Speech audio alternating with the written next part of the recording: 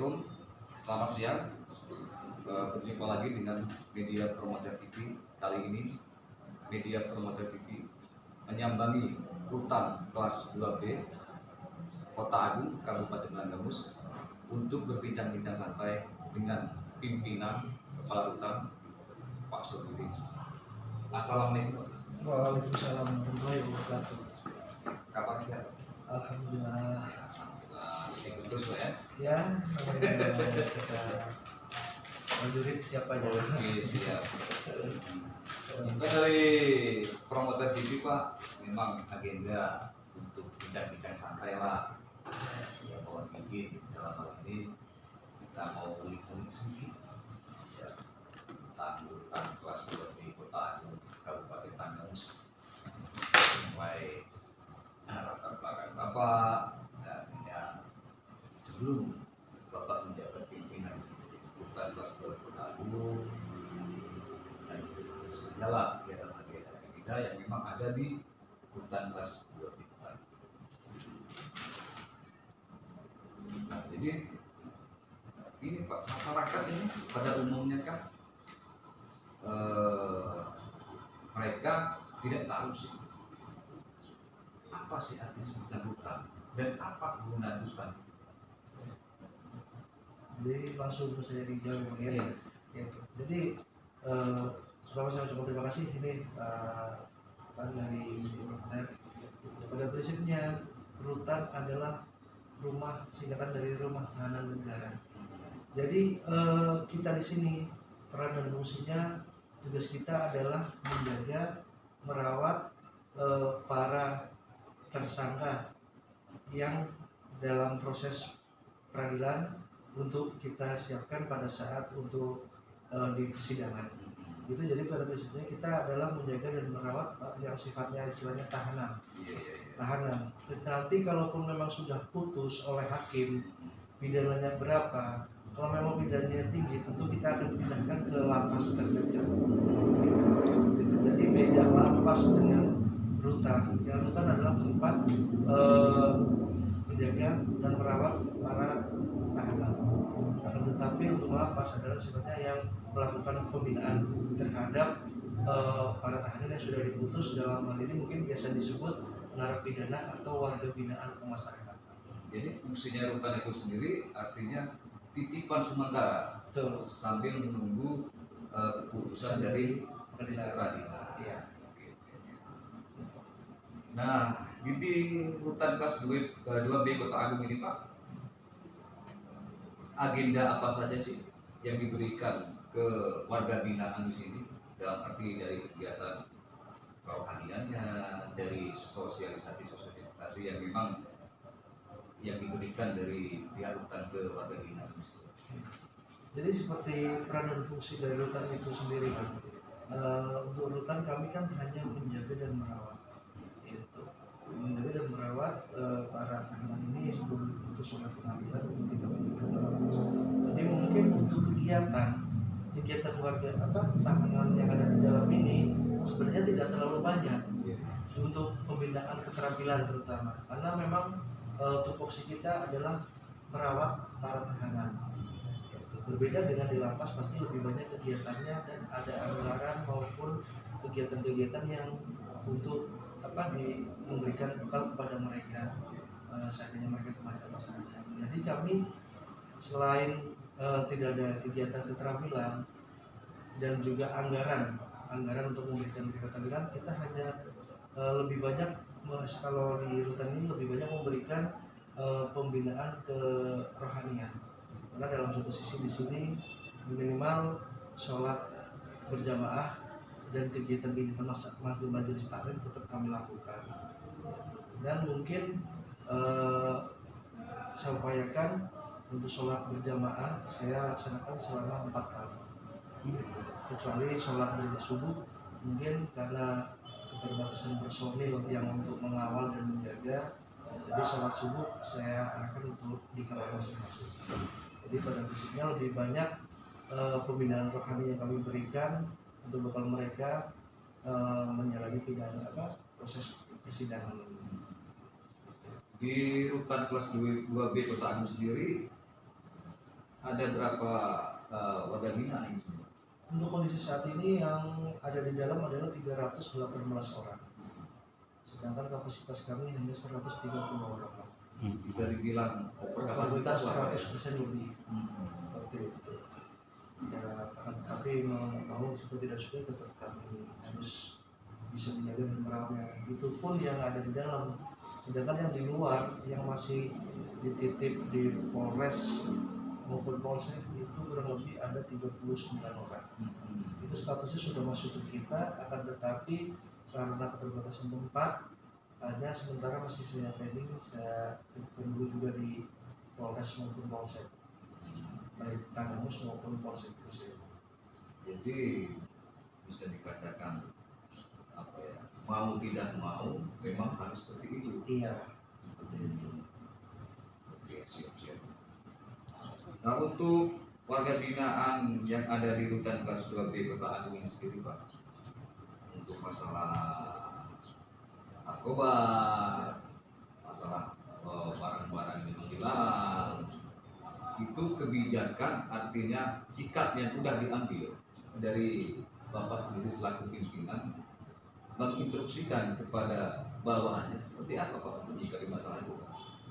Baik, jadi awal saya ditugaskan di Rutan Kota ini, tentu saya dibekali visi dan misi ataupun tanggung jawab dari pimpinan kami di wilayah maupun di pusat.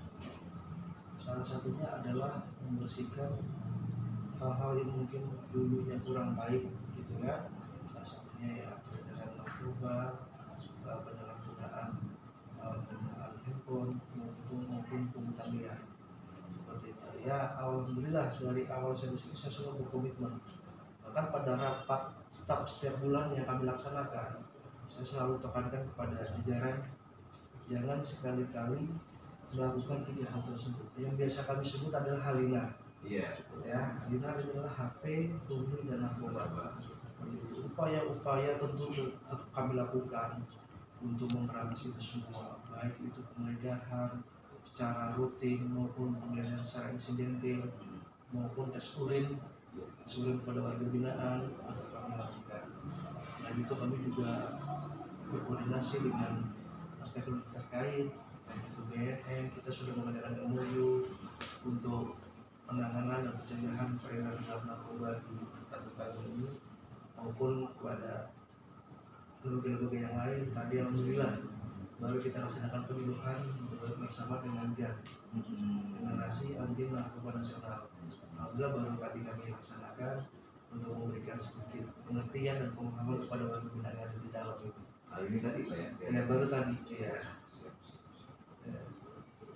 Jadi kalau udah dilaksanakan apa ya menjaga seperti itu berarti aturan itu, dan andai kata ada nih warga binaan yang notabene dalam hal ini menyalahi aturan yang sudah memang ada di aturan yang ada di rutan Pastor Kota Agung, tindakan seperti apa yang diambil terhadap warga binaan tersebut ya? Tentu kita melihat dari besar pelanggaran yang mereka lakukan. Karena di kami ada aturan tindakan pelanggaran itu tingkatnya sedang dan berat. Tentu kita bagi-bagi. Yang pidana ringan adalah mungkin cekcok atau berkelahi gitu kan. Pidana yang sedang itu adalah mungkin penggunaan memukul sampai memukul gitu kan, sampai memukul ya berkelahi gitu kan. Yang berat adalah penggunaan HP dan narkoba. Itu tidak ada toleransi lagi. Setiap pelanggaran itu pasti akan kami berikan sanksi sesuai dengan yang mereka lakukan. Ya siap. Jadi dalam hal ini udah antisipasi betul lah Pak ya, untuk semua jajaran pegawai rutan yang ada di Kota Agung ini udah antisipasi betul hal seperti itu. Pasti. Udah, artinya tidak ada celah ya, untuk bahasanya penyelundupan narkoba, HP dan sebagainya. Untuk aturan mungkin semua kita sudah terapkan sebenarnya gitu kan. Tapi namanya bagaimana kita hidup ini kalau prinsip saya itu namanya oknum itu pasti ada, dimanapun saya tidak memungkiri. Saya tidak mengatakan untuk saya itu 100% bersih dari apa pungli maupun narkoba, saya tidak mengatakan seperti itu. Pasti ada aja orang yang mungkin sifatnya apa ya, bisa dibilang dia lebih mementingkan diri sendiri daripada mementingkan organisasi. Iya. Seperti itu. Jadi orang-orang seperti tersebut itu kadang-kadang di depan kita baik, gitu ya, kita baik, tapi di belakang itu pasti ada aja. Saya tidak berhenti melakukan penggeledahan, melakukan tes urin, gitu kan. Tapi ada aja yang setiap kita geledah kita temukan pasti HP, seperti HP. Tidak pernah namanya bersih gitu. Pasti ada aja. Udah tahu itu datangnya dari mana, saya rasa juga tidak mungkin. Tidak mungkin barang itu datang dengan sendirinya, datang dengan tiba-tiba kalau tidak ingin bawa itu. Karena mustahil bagi saya, gitu kan. Jadi saya selaku pimpinan di sini selalu berkomitmen, ya kan. Entah itu warga binaan, entah itu pegawai yang terlibat, baik itu yang membawa ataupun menggunakan, pasti akan saya berikan sanksi. Tidak ada toleransi sama sekali. Apalagi yang sampai membawa narkoba. Ya alhamdulillah setiap saya penggeledahan, alhamdulillah narkoba sampai dengan saat ini saya kurang lebih 1 tahun 6 bulan belum saya temukan. Tetapi kalau HP dan barang-barang terlarang lainnya ini sudah beberapa kali saya temukan. Seperti itu. Tapi itu sudah menjadi komitmen saya dan sudah menjadi tanggung jawab saya. Sampai kapanpun akan tetap saya bersihkan. Jadi Bapak sendiri sebagai pimpinan dalam hal ini tidak akan memberikan toleransi dan bertindak tegas terhadap oknum pegawai sipil yang nakal. Di lapas di rutan pertahanan sendiri Pak, Kasdam pertahanan ini untuk napi memang ada fasilitas handphone? Tidak ada. Untuk sejak pandemi ini saja Pak. Untuk sejak pandemi memang kita sediakan fasilitas video call.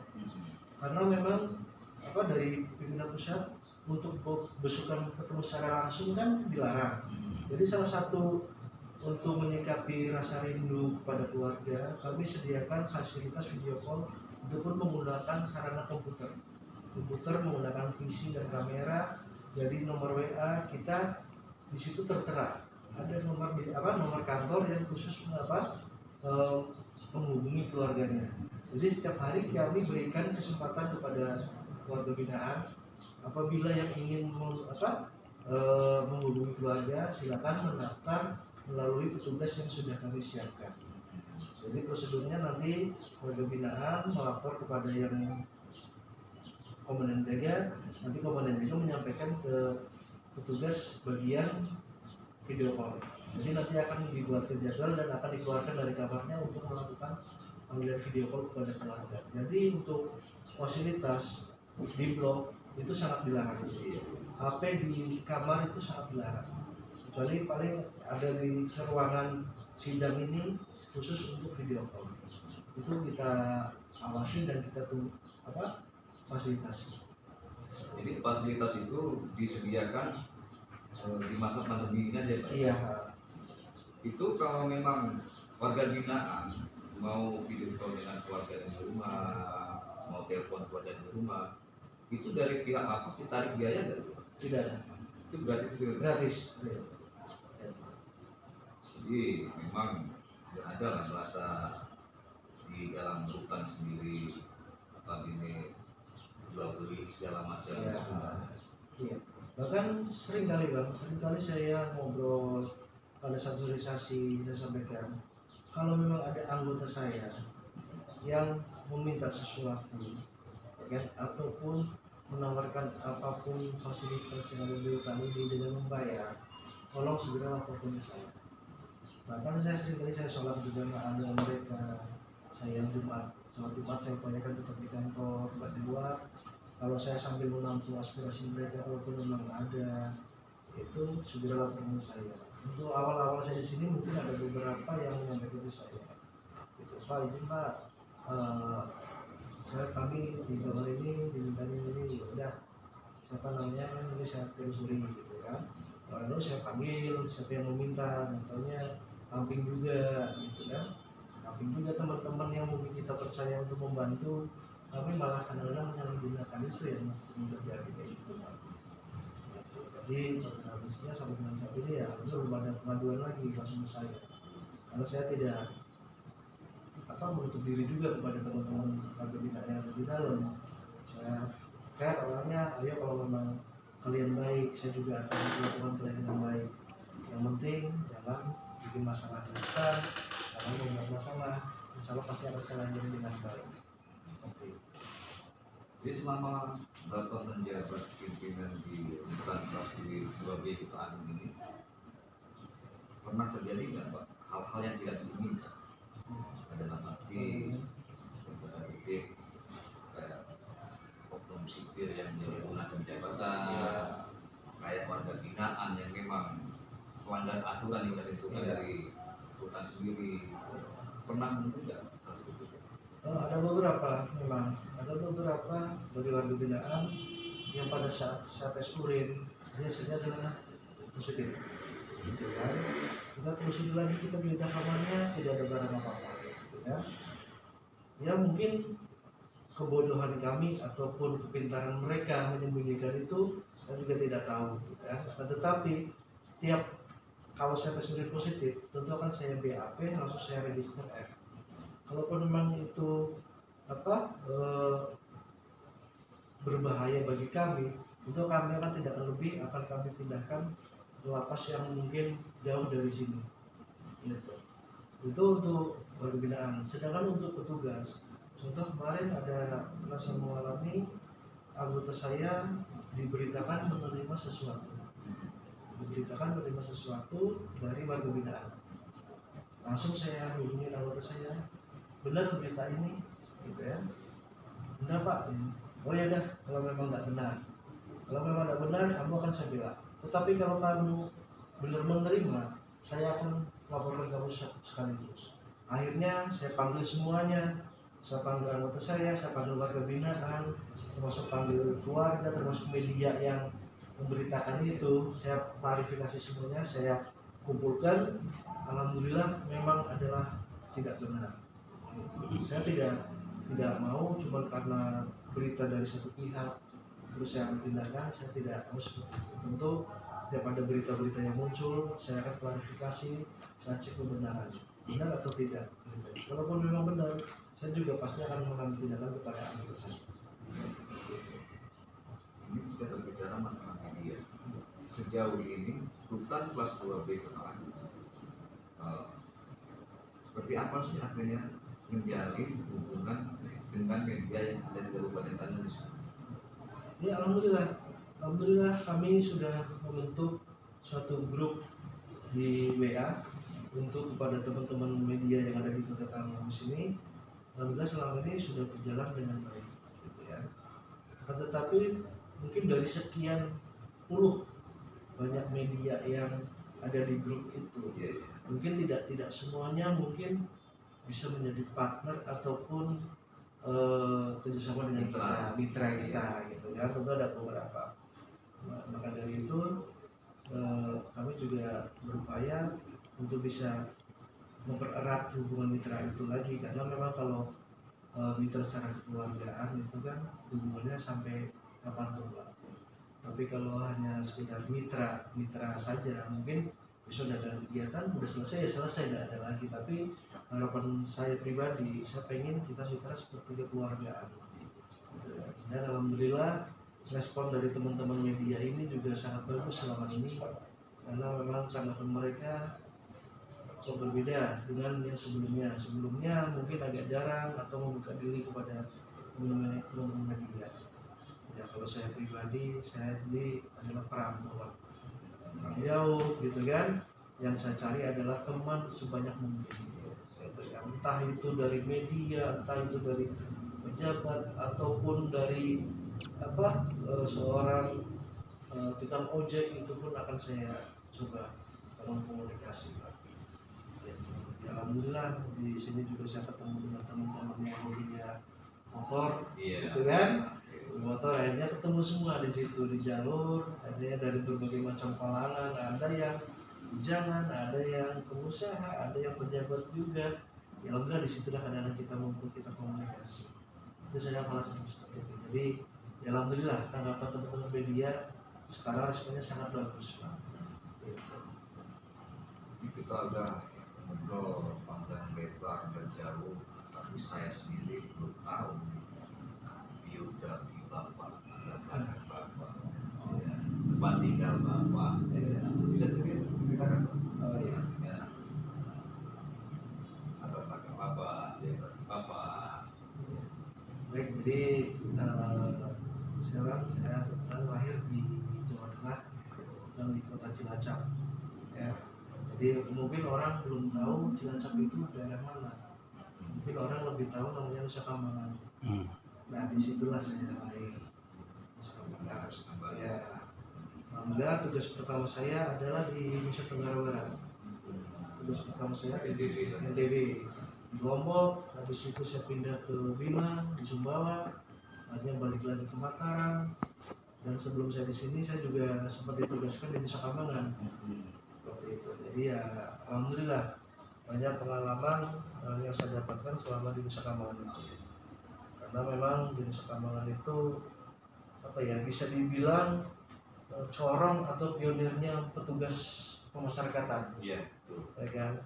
Petugas pemasyarakatan kalau belum pernah melihat Nusa Kambangan mungkin bisa dibilang belum afdol lah. Iya. Itu.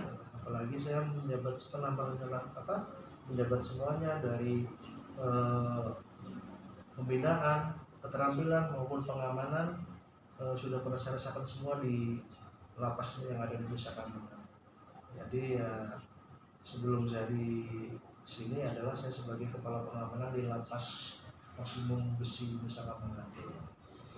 Ya memang saya ditugaskan di sini ada perintah dari pimpinan untuk salah satunya adalah membersihkan yang mungkin dulunya kurang pas ataupun kurang baik untuk bisa diperbaiki lebih bagus lagi. Itu adalah Jadi kesan-kesannya Bapak sendiri sama menjabat kepala hutan bekas di Pertanian sendiri seperti itu. Jadi dari masyarakat warga Pandawa khususnya, dari lingkungan ya Bapak sekarang, ya seperti apa? Kalau saya pribadi mungkin saya lebih tenang ataupun lebih nyaman di Kota Bung ini, Bang, dibandingkan waktu saya masih di Nusa Kambangan. Ya kan?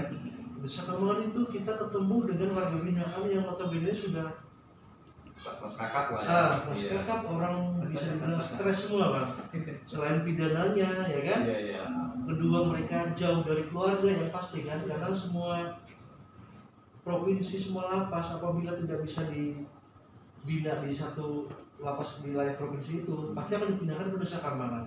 Entah itu dari Jawa, Sumatera, Kalimantan, Ambon, semua pasti ngumpul di Nusa Kambangan. Entah itu WNI maupun WNA, pasti semua akan di sana. Jadi selama saya di Nusa Kambangan pengalaman pribadi nih kan, gitu kan. Jadi ya lebih banyak stres saja. Tidak pernah namanya bisa tidur tenang. Itu. Ya kalau di sini alhamdulillah, ya kan, mungkin tingkat kejahatannya, ya kan, tidak terlalu berat, gitu kan, orang-orangnya juga masih bisa kita arahkan, gitu kan, tidak ada pidananya masih agak ringan lah. Gitu. Selain itu juga masyarakatnya juga, ya alhamdulillah selama saya di sini sangat mendukung lah, gitu. Ya karena saya berprinsip selama kita baik sama orang, pasti kita akan baik sama Tuhan.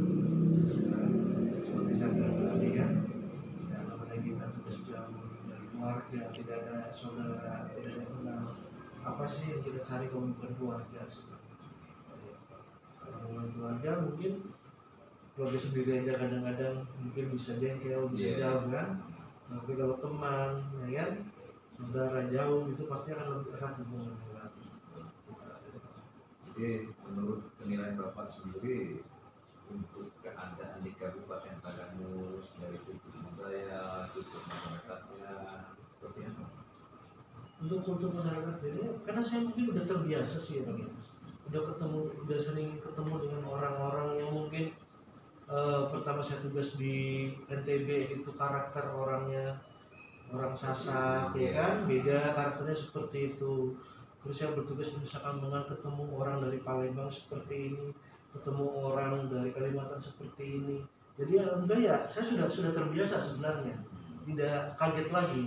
Walaupun kadang di sisi bapak ini apa saya pribadi orang Jawa gitu kan, yang mungkin bisa dibilang kalem kata orang-orang gitu kan, tapi waktu saya bisa menyesuaikan aja semua. Saya juga tidak kaget lagi, kecuali kalau saya orang Jawa yang tadinya mungkin diam-diam kalem gitu kan, ketemu dengan orang mungkin orang Lampung, orang kota Tanggamus yang temen yang mengucapnya agak keras, iya keras, mungkin akan kaget. Hati-hatinya baik. Alhamdulillah, Ya, alhamdulillah bang. Iya, gitu ya. Karena memang bagi saya kebiasaan adat suatu daerah itu berbeda-beda. Iya, betul. Tetapi kalau kita bisa mengikuti, ya kan, kita bisa apa mengambil seninya di situ, ya itulah Indonesia. Bineka Tunggal Ika, tapi tujuan kita tetap sama, Indonesia. Apalagi bapak kalau udah menikmati masakan cubit, Ya. artinya serawit, nah tambah Ya. kerasa nih tadi. Iya, betul. Oke, ini terakhir Pak, pimpinan, pesan apa yang akan bapak sampaikan kepada keluarga, artinya keluarga binaan yang ada di rumah. Ya. Jadi untuk seluruh keluarga binaan kami yang ada di luar ini, tolong jangan selalu percaya dengan omongan-omongan kalau memang ada keluarganya di dalam ini meminta sesuatu ataupun meminta uang untuk kebutuhan ataupun membayar sesuatu di dalam hutang ini. Kalaupun memang ada informasi seperti itu, tolong segera laporkan ke saya. Pada prinsipnya, apa yang menjadi tanggung jawab kami, apa yang menjadi hak mereka, entah itu mereka makan, tidur, sakit, bahkan untuk proses asimilasi, PB dan lain-lain, remisi, tidak pernah saya pungut biaya. Itu prinsipnya. Jadi kalaupun memang ada informasi, segera laporkan saya. Di keluarga di rumah tidak usah khawatir, pada prinsipnya kami akan merawat dan menjaga keluarga bapak ibu semuanya yang ada di dalam ini sesuai dengan tanggung jawab saya sebagai kepala rutan. Terima kasih Pak atas menjanjikan santainya.